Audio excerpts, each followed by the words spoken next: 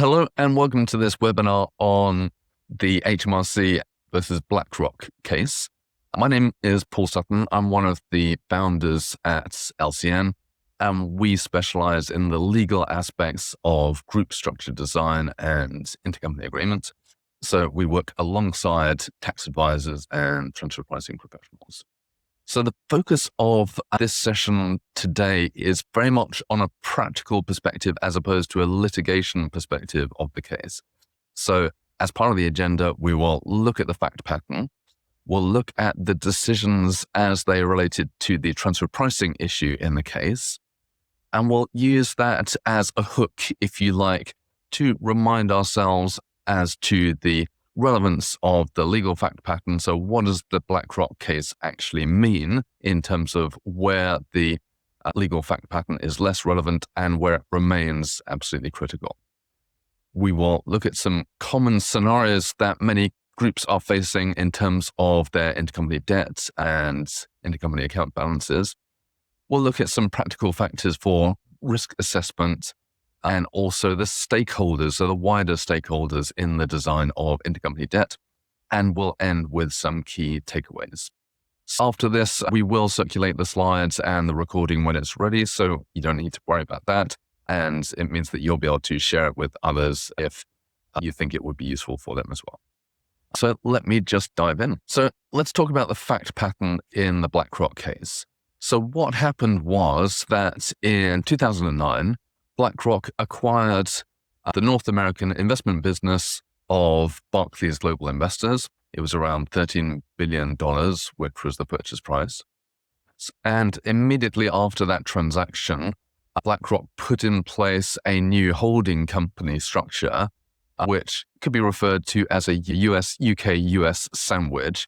In other words, you can see on the right-hand side the network of intermediate holding companies. So we have LLC4, LLC5, and LLC6, of which LLC5, the one in the middle, was a US entity but was UK tax resident. And you can see as part of that structure, LLC4, towards the top, lent amounts totaling $4 billion to its 100% subsidiary LLC5. And LLC5 claimed loan interest deductions for UK tax purposes. One of the features of the case was the way that those loans were documented. So they are actually documented as bonds, but there was no security granted by the borrower or the underlying entities, and there were no covenants in place in the nature which would prevent the borrower from granting security. And based on that fact pattern, HMRC, the UK tax authority, brought two challenges. One was on the ground of transfer pricing, and the other was on the ground of unallowable purpose. So we'll only talk about the transfer pricing ground in this conversation. One of the other features of this arrangement was that at the outset, BlackRock knew that this was an aggressive structure. It knew that it would be regarded as such by HMRC, and it knew that putting in place the structure in this way would not only attract attention in terms of the analysis of these particular entities and transactions, it would actually affect the whole of the relationship with HMRC and the BlackRock group. So it was very much intentional, and that's one of the interesting things about the case, which is if you read the decisions at earlier instances, it includes extracts from emails, internal emails within BlackRock regarding the likely reception of the planning that was put in place, the structure that was put in place. So let's look at the two main decisions in this case. So first we had the upper tribunal decision, which was in July 2022 and was followed 2 years later by the Court of Appeal decision. So looking at the left-hand side, the upper tribunal decision, so the tribunal upheld the HMRC challenge on both grounds, so including the transfer pricing ground. And what the upper tribunal said was that the presence or absence of covenants in the legal documentation materially changes the economic nature of the transaction. And so this statement is not unexpected, because if you pull back and look at how the OECD transfer pricing guidelines generally regards the materiality or the impact of contractual terms, it's clear from the OECD TPG that a presence or absence of specific clauses can actually change the economic nature of the transaction and therefore change the treatment of it and the pricing of it from transfer pricing perspectives. So that statement is, or that finding, the presence or absence of covenants materially changing the economic nature of the transaction, is not surprising. For specific reasons, the tribunal refused to impute covenants which did not exist in reality. In other words, from its perspective, it had delineated the actual transaction, which included the legal form in which it had been documented. And as part of that consideration, as part of the fact pattern that the upper tribunal took into account, was witness evidence, which was that no third-party lender would have lent without appropriate covenants or security. In other words, the tribunal said that a third-party lender would have been concerned about the underlying income streams of the business that had been acquired. So not just the intermediate holdco structures, but actually the underlying revenue streams, and would have needed to have control over those revenue streams.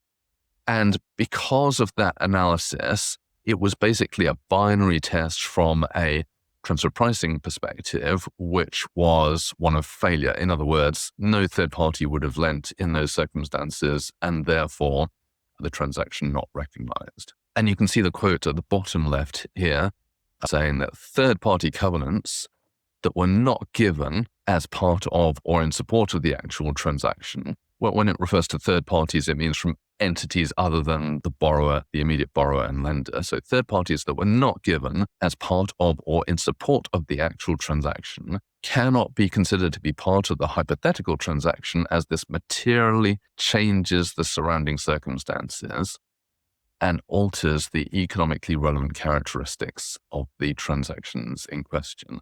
So what we had at that point was a very clear statement that covenants and security are very much relevant. Then when you look at the Court of Appeal decision, which followed nearly 2 years later, so the Court of Appeal agreed with the upper tribunal on the unallowable purpose, although with different reasoning, and therefore it was the same overall result for HMRC, which was that it won. However, importantly, the Court of Appeal disagreed with the upper tribunal on the transfer pricing issue. And what it said was the lender's control, in other words, the subsidiary holdco relationship, meant that the actual transaction was comparable to one with security. And so if we look at the quote on the bottom, it was saying, in the real transaction, LLC4, which is the lender, had no need of any of the covenants considered by the experts because, quite independently of its ownership of LLC5, it had control of LLC6 and its subsidiaries. And it went on to say LLC4, which is the lender, had no real-world concern that members of the LLC6 subgroup might take on excessive additional debt, or that they might grant unacceptable security to other lenders. So on the face of it, in fact, it's a very different conclusion on the transfer pricing issue. And the question is, from a practical perspective, what does that mean? So for groups which are managing their intercompany debt or putting in place new intercompany debt right now, does that mean that issues such as intra-group security and covenants are never relevant because of this test? And in fact, that is certainly a misconception, because if you look at the economic reality of different scenarios, the issue of security plays out in different ways. And so what I've tried to summarize on this slide are the different factors as regards the legal fact pattern and the extent to which they are relevant in three major scenarios. So one is a downwards loan, so loan from parent to subsidiary or further down the chain. The second is a sideways loan, which is the middle column, loan between sister entities. And the third one is an upwards loan or upstream loan, so a loan from a subsidiary to a parent. And looking at the left-hand side on the different categories of legal fact pattern which need to be understood. So let's go through these in turn. Firstly, group financing and cross guarantees.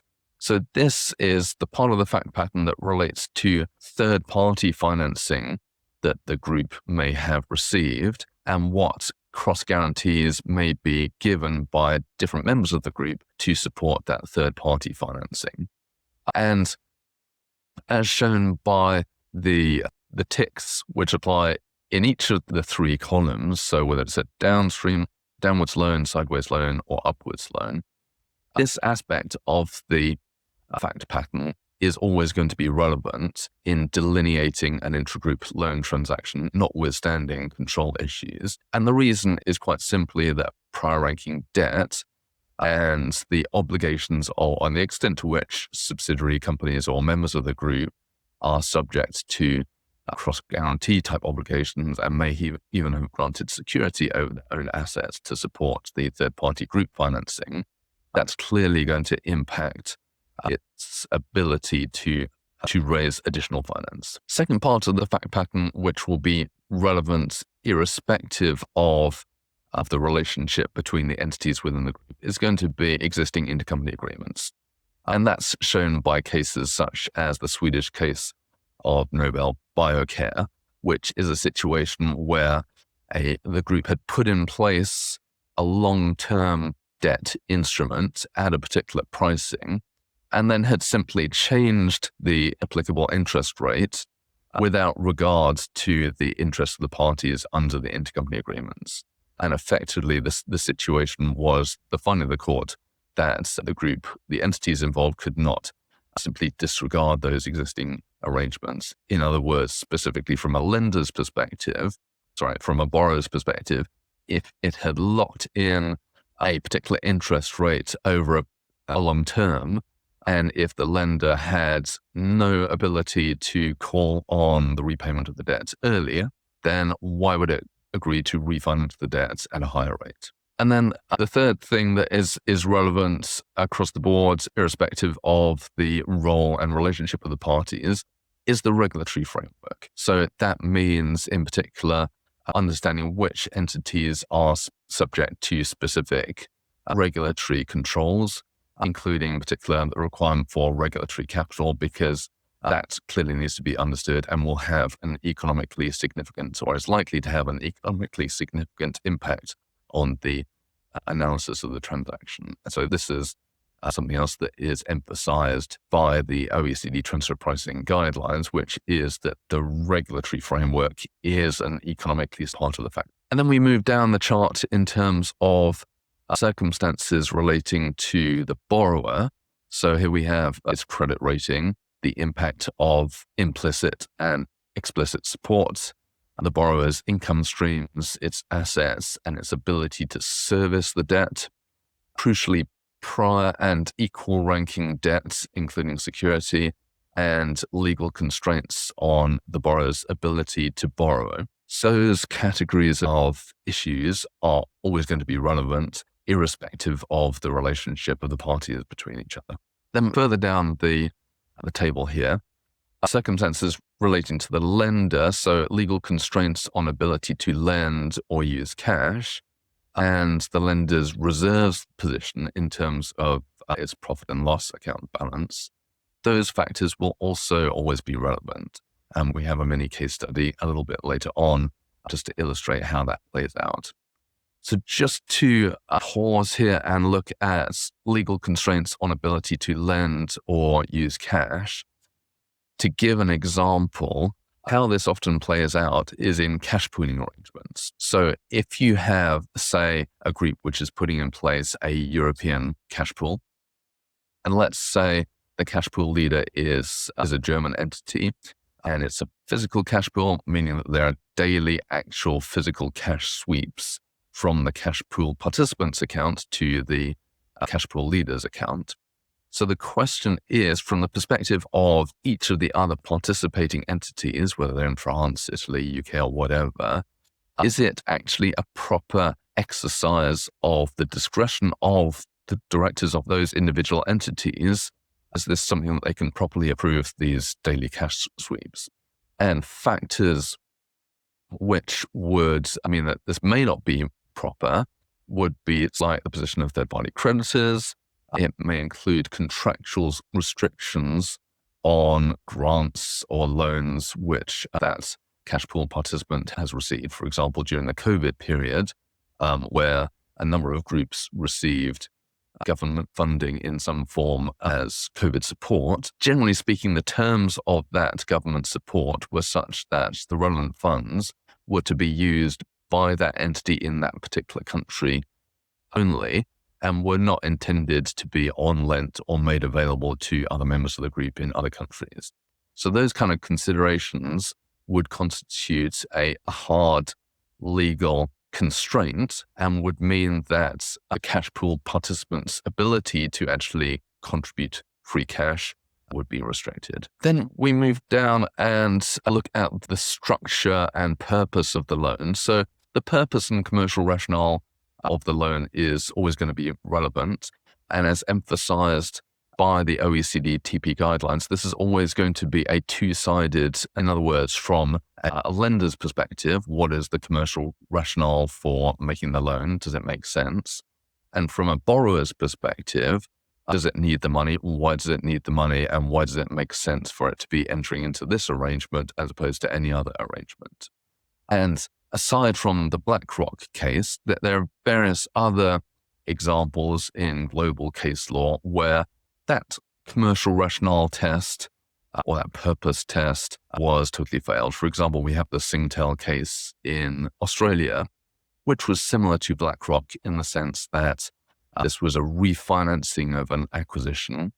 And so it was as a new holdco being put in place as the sort of bidco or topco on top of the new group and being financed in the form of debt. And that debt, as originally structured, never made sense because it was repayable on demand in a situation where the borrower was clearly not able to pay on day one, did not have liquid resources to do so, and the acquired group was not expected to be cash flow positive for a period of, I think it was 3 or 4 years at the earliest. So that purpose and commercial rationale is always going to be relevant. The structure, repayment terms, and currency is also always going to be relevant. And in many ways, that links with the commercial rationale to make sure that it does satisfy that test that I would regard as the golden test. Is this a transaction that you as a director would properly approve? So the 3 categories of factual circumstances, security and subordination, incurrence covenants, and maintenance covenants, these are the 3 aspects which, based on the BlackRock case, are less relevant in the case of a downstream loan, so from parent to subsidiary, or where the lender has that direct control over the underlying assets involved. And security and subordination, that would include obviously charges and ranking arrangements. Just to explain the bottom 2, incurrence covenants and maintenance covenants, these are terms used by the OECD transfer pricing guidelines.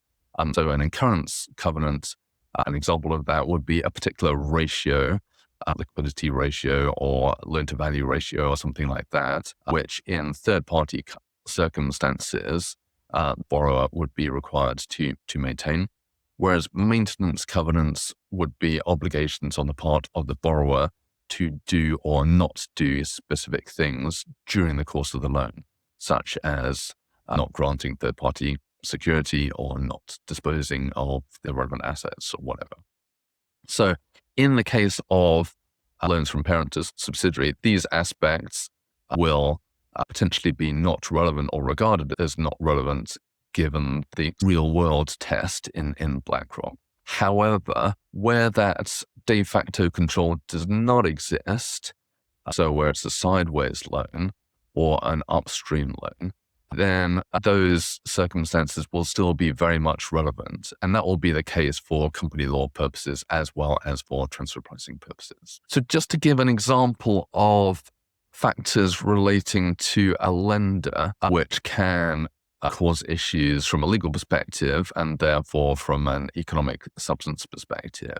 This is a real world example which came up. So here we have a parent company with two subsidiaries, in B. At a certain point, A had made a loan to its sister company, B, which was repayable on demand and was interest-free. What happened was that during COVID, the group was experiencing financial distress.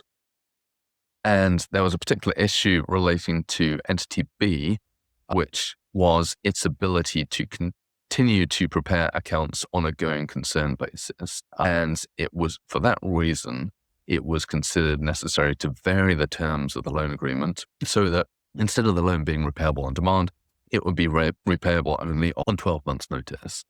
And this was documented by way of a variation agreement.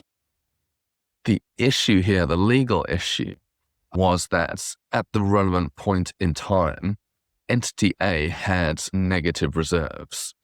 And because of the capital maintenance rules in force in the relevant country, which would be in the UK, that variation of the loan from repayable on demand to repayable on 12 months' notice constituted an unlawful deemed distribution by entity A, and that meant that it was unlawful. So an unlawful deemed distribution is void, and the directors approving it may be held personally liable for that, and it cannot be simply proved or ratified by the parent company as shareholder. So it is actually void and unlawful. And therefore, the only way to remedy that situation was to unwind the transaction and actually create reserves in entity A by reducing its share capital and then redocumenting the loan. So common scenarios that we see in groups might be regarded as loan spaghetti. In other words, multiple loans and intercompany balances, and that may include balances that have arisen over a number of years, undocumented loans made a number of years ago where there's a lack of corporate memory regarding the original purpose, no consistent pricing, a lack of commercial rationality on the inception of the loan, so as shown by the Singtel example, and also lack of documentation on changes to loan terms, so as per the Swedish case and also Singtel. And this may add up to a complex portfolio of loan balances that is very hard to manage. And on top of that, attempting to retrofit TP analysis and benchmarking of loans after the event in order to support existing positions, that is always going to be very challenging in order to support the group's positions on that. So from a practical perspective, I think what that means for many groups is that they need to risk assess their current loan balances and take steps to rationalize their loans, redocument their loans, and reprice their loans as needed. And so factors that would mean that particular loan balances or scenarios may be regarded as higher risk and therefore more urgent than others may be regulated entities, or where there's a high quantum of debt, obviously compared to other loans. Sensitive jurisdictions, so that might include countries which are known to be aggressive from a transfer pricing perspective, or where there are particular sensitivities for the group's concern, or it may be jurisdictions or countries where there are particular regulations or debt cap type issues that need to be addressed. Another factor in relation to risk assessment is entities with solvency issues or negative reserves. And so this is a red flag that applies to all categories of intercompany transactions, so not just loans. So whenever you have entities in the group which have potential solvency issues, whether it's on a balance sheet basis or ability to pay debts basis, then it means always exercise more caution in designing and documenting those loan relationships, and in particular documenting the commercial rationale behind that, because one of our collective roles here is to help keep safe the directors of the relevant entities from personal liability. Obviously, changes in economic circumstances, including country risk as compared to the point in time when the loans were originally put in place, anticipated tax audits, historic tax planning, which may no longer be effective or appropriate, and finally, known issues indicating conflicts between form and substance. In other words, the legal form, terms and conditions and security and covenants of the loan, and the economic substance. So all of those areas may indicate that particular loan balances or categories of loan balances within a group should be prioritized. So just as a reminder, in terms of the design and pricing of related party debt and how that reflects in the form and substance, so that includes the legal form, it's not just transfer pricing issues or unallowable purpose issues. Like any intercompany transaction, it needs to be designed, planned, and implemented with regards to all of the stakeholders which need to be involved. And so just going from the top, obviously treasury, the way that cash is actually used, the way that a group is capable of repricing loans, whether it's on a quarterly basis or annual basis. Obviously, the ability of the group to actually operate these arrangements is going to drive the arrangements that are put in place. Regulatory environment, we've already talked about. Statutory accounts, in other words, the treatment of these individual loans in the legal entity accounts of the participating entities. As we've already touched on, this is a key factor. Solvency risks, we've also talked about in terms of being a red flag, both as regards the design of the loans, but also making sure that we are extra careful in terms of documenting the commercial rationale and why it is appropriate for the directors of those particular entities in particular to enter these arrangements. And so that links with the director's duties point. Duties to third parties, so that includes secured creditors and unsecured creditors. So this is always going to be something that need to be clearly before the transaction is designed, priced, and implemented. And that includes prior ranking creditors, for example, in some obligations to employees, so type obligations, but also third-party banks. We have obviously corporate tax factors in terms of debt cap and corporate tax deductibility of the amounts, transfer pricing we've talked about, and withholding taxes. So as regards the withholding tax treatment, this may be sensitive to the specific legal form of the debt instruments that is chosen, such as Eurobonds, and therefore need to be factored in. And so as for any other intercompany transaction, before going any further, the first thing is to understand who are the stakeholders. So he needs to have a seat at the table before we go ahead and make any changes or document transactions. So I'm going to leave here with some key takeaways, which hopefully you'll find useful. The first is when you're helping a group is to risk assess the current scenario and on an ongoing basis, just like other categories of intercompany transactions. Certainly, you're going to want to be reviewing this on an annual basis in terms of whether intercompany loan balances and intercompany loans generally are still documented and priced and structured in an appropriate way.